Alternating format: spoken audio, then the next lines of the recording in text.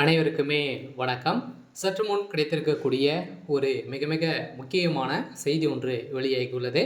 சற்று முன் ஆளுநர் போட்ட கையெழுத்து, செந்தில் பாலாஜி கதை முடிந்தது. இது மாதிரி பார்த்திங்கன்னா செய்திகள் வெளியே இருக்குது.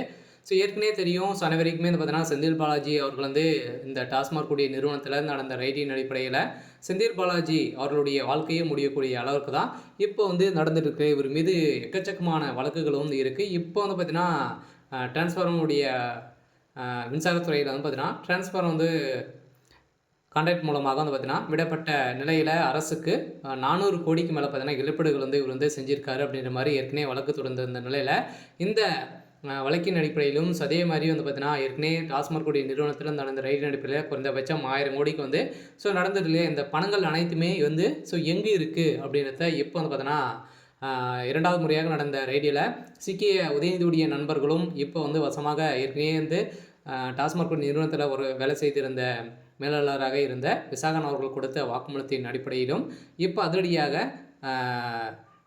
செந்தில் பாலாஜியுடைய கதை முடியக்கூடிய அளவிற்கு அவர்கள் கொடுத்த வாக்குமூலத்தின் அடிப்படையில் இப்போ செந்தில் பாலாஜியுடைய கதை ஒட்டுமொத்தமாக முடிய போகுது. ஸோ இந்த நிலை தான் இப்போ தமிழகத்தில் ஆளுநர் போட்ட கையெழுத்தின் அடிப்படையில் ஊழல் செய்த அமைச்சர்கள் அனைவருமே பார்த்திங்கன்னா கட்சியிலிருந்து போகும்.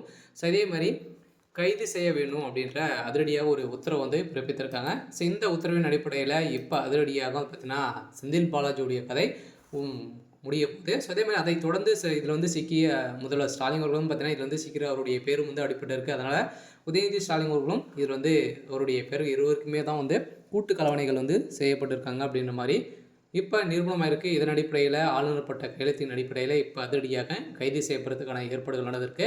ஸோ இதை பற்றி இந்த வீடியோவில் நம்ம முழுமையாக பார்க்கலாம். ஸோ அதுக்கு முன்னாடி நம்ம சேனலுக்கு இப்போ தான் நீங்கள் முதல் முறையாக ஸோ வந்திருக்கீங்க அப்படின்னா மறக்காமல் நம்மளுடைய சேனலை சப்ஸ்கிரைப் பண்ணி சப்போர்ட் பண்ணுங்கள். ஸோ வாங்க வீடியோக்குள்ளே போகலாம்.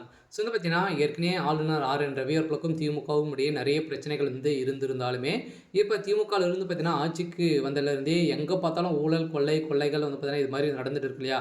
சில திமுகவுடைய ஆட்சிக்கு நிறைய எதிர்ப்புகள் வந்திருந்தாலுமே இப்போ இதில் திமுகவுக்கு முக்கிய புள்ளியாக இருந்தவர் செந்தில் பாலாஜி அவர்கள் ஏற்கனவே பார்த்தீங்கன்னா போக்குவரத்துறை அமைச்சராக இருக்கும்போது நிறைய ஊழல் செஞ்சிருக்காரு அப்படின்ற மாதிரி அவர் 1.5 வருட காலமாகவே சிறையில் இருந்த நிலையில் இப்போ திடீர்னு அமைச்சராக இருக்கு.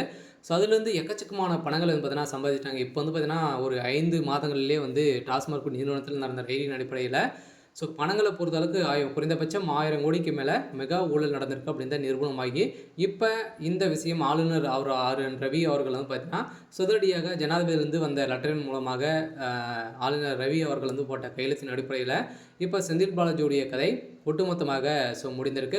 வருகின்ற சட்டமன்ற தேர்தல் பார்த்திங்கன்னா திமுக போட்டியிடுமா அப்படின்றத பெரிய கேள்விக்குறியாகவே ஸோ இருக்குது. ஸோ இருந்தாலுமே ஸோ என்ன நடக்க போகுது அப்படின்றத ஸோ வெயிட் பண்ணி பார்க்கலாம். ஸோ இது மாதிரி செய்திகளை தெரிஞ்சுக்கணும் அப்படின்னா மறக்காமல் நம்மளுடைய சேனலை சப்ஸ்கிரைப் பண்ணி சப்போர்ட் பண்ணுங்கள். தேங்க்யூ.